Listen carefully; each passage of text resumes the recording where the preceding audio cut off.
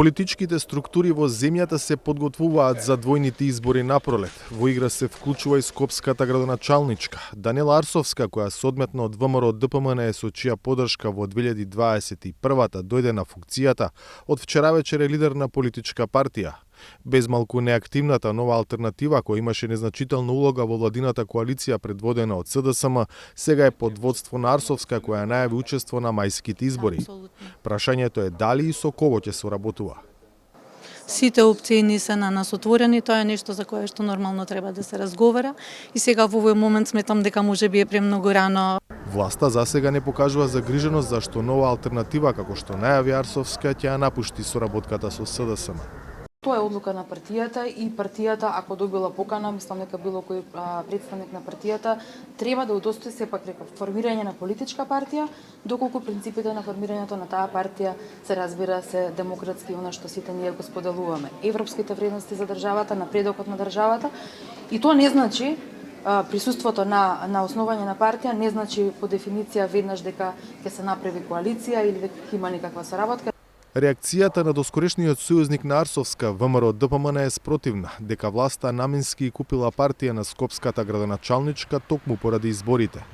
Од сите вести за формирање на партијата на Данела Арсовска, главна вест секаде е присуството на Миле Зечевиќ, кој е идеен творец на таа партија.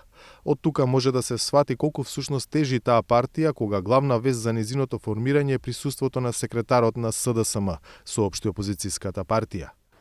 ВМРО ДПМН се уште јавно не ги кажала кадрите за министри за внатрешни работи, за труд и за социјала, како и за трите дополнителни заменици министри во финансии, земјоделство и информатичко општество, позиции кои припаѓаат во оваа техничка пржинска влада.